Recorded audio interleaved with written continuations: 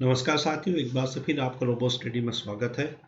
और आज हम metal non metal general science के क्वेश्चन आंसर करेंगे।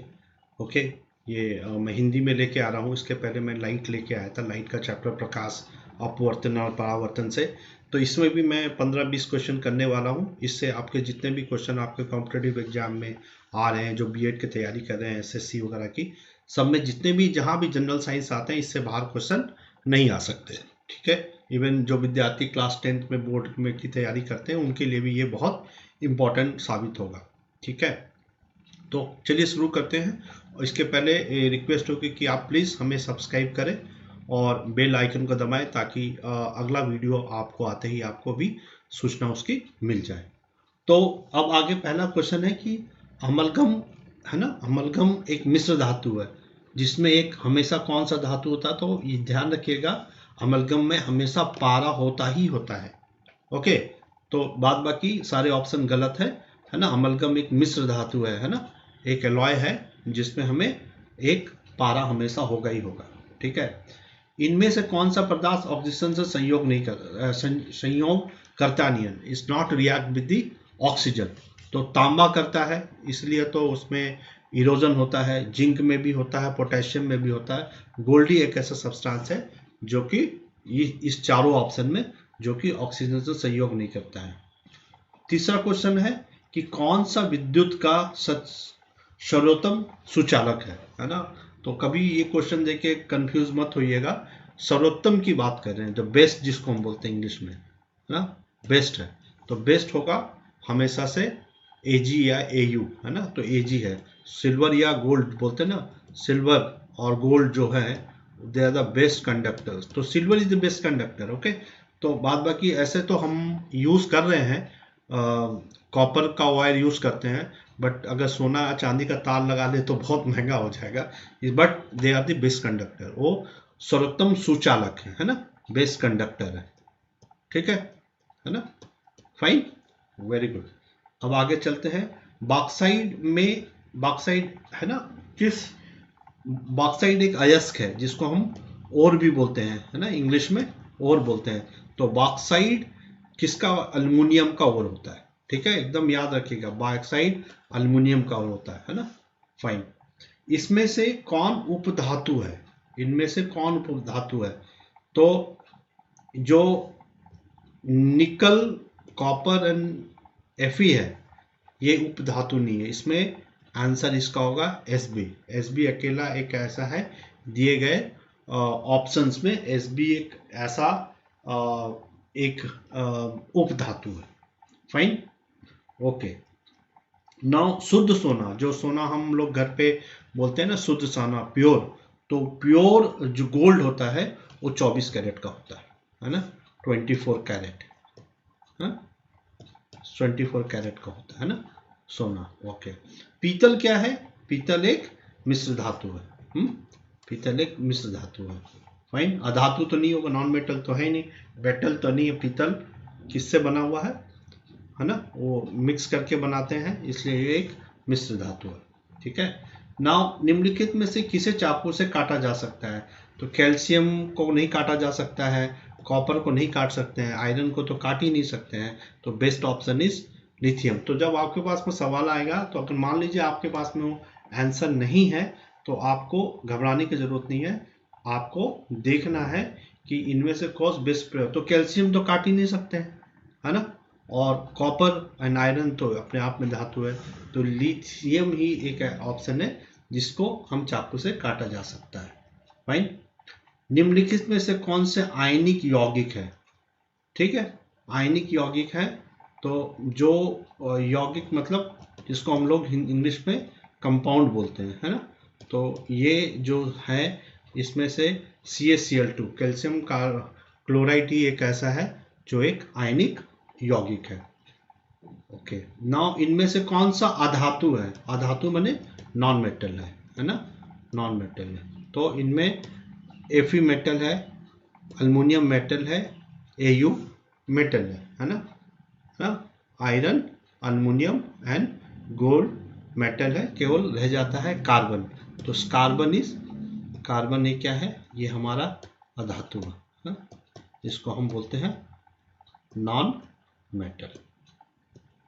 फाइन है ना। थोड़ा मैं जल्दी करवा रहा हूँ एक्सप्लेनेशन, अगर आपको देखना है वीडियोस का तो आप हमारे पुराने वीडियो में जो हमारे मैंने पढ़ाए हैं मेटल नॉन मेटल उसको आप जाके देखेंगे। ओके, नाउ सक्रिय श्रेणी है ना, जिसको हम लोग बोलते हैं एक्टिविटी सीरीज।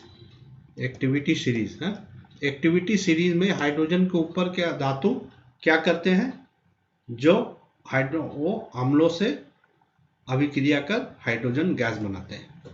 ठीक है, ऊपर वाले है ना, और जो उससे नीचे वाले हैं वो हाइड्रोजन से रिएक्टिव नहीं है। तो हाइड्रोजन से ऊपर जितने हैं वो हाइड्रोजन के साथ में अम्ल के साथ में है ना, जो आपने देखा होगा हमने बताई थी मेटल प्लस एसिड। ठीक है, क्या बनाते हैं मेटल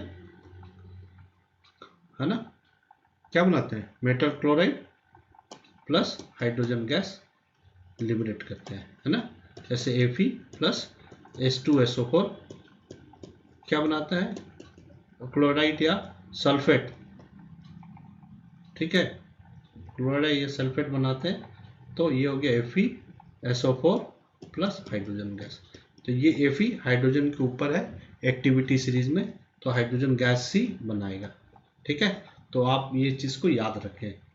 ओके, उच्च विद्युत धनात्मक के कारण धातु के परमाणु क्या बनाते हैं, हमेशा धातु जो होगा जिसको बोलेंगे धातु, धातु जो मेटल है हमेशा पॉजिटिव होंगे है ना।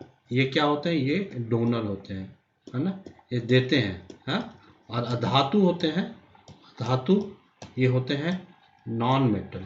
ओके, ये हमेशा निगेटिव होते हैं है ना। इसको बोलते हैं धनायन, इसको बोलते हैं धनायन, और इसको बोलते हैं ऋणायन,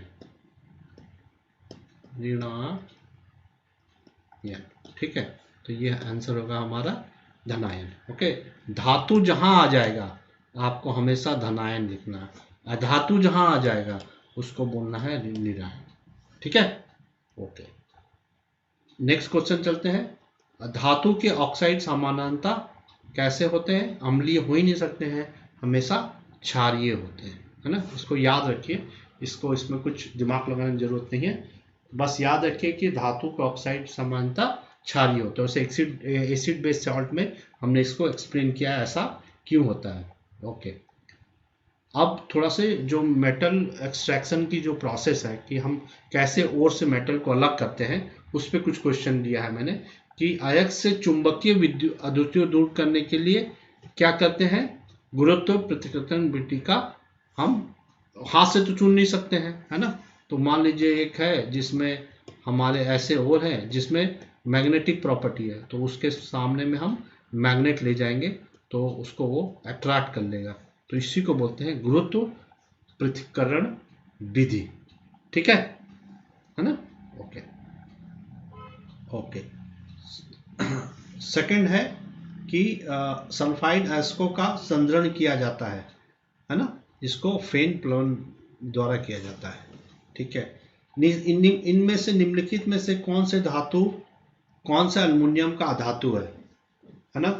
तो अल्युमिनियम का धातु ये भी याद रखने वाली चीज है, ये है मैग्नीशियम। मैग्नीशियम है कि अल्युमिनियम का मिक्स धातु है। ठीक है, तो कॉपर का निष्कर्षण किस अयस्क से किया जाता है, कॉपर पाइराइट से किया जाता है। हाँ, इसको आप याद रख लें, ये सब क्वेश्चंस को याद रख लें है ना। ठीक है, अच्छा, नेक्स्ट है अधातु के परमाणु के बाहरीतम सेल में इलेक्ट्रॉनों की संख्या कितनी होती है ना।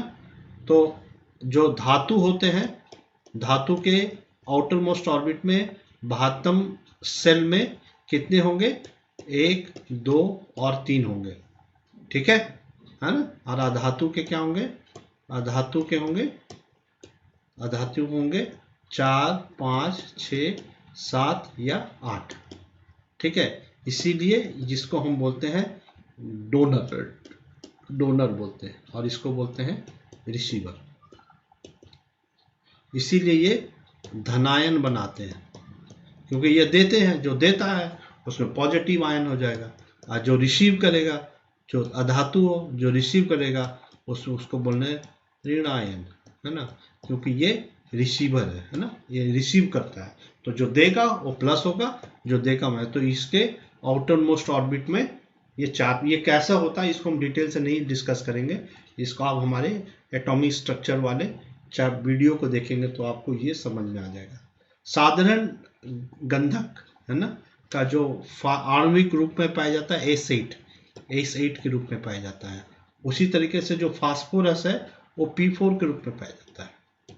हाँ, ये सब याद रख लीजिए इसमें, है ना।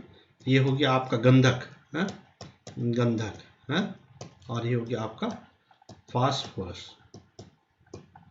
ठीक है, तो आप इस चीज को एकदम याद रख लें, है ना, ये सामान। ठीक है, अच्छा, अभी तक तो हमने बोला था कि सोना किसी के साथ रिएक्ट नहीं करता है, बट सोना अम्लराज है ना, ठीक है, उसमें क्या हो जाता है, ये घुल जाता है। ठीक है, ओके। नाउ कौन सा धातु कमरे के ताप पर द्रव होता है, कमरे के तापमान पे द्रव होता है, दैट इज ब्रोमीन। ठीक है, तो हमने ये आपको 21 क्वेश्चन कराए। आप इसी क्वेश्चन को बार बार देखेंगे तो आपका, अगर हमारे वीडियो में कुछ छोड़ भी दिया है तो इससे आपको यहाँ पर बहुत बेनिफिट होने वाला है। ठीक है, तो फिर एक बार मैं आपसे रिक्वेस्ट करूँगा कि आप सब्सक्राइब करें ताकि इससे आपको और भी लोगों को बेनिफिट हो और हमारा भी मोटिवेशन बढ़े। Thank you very much.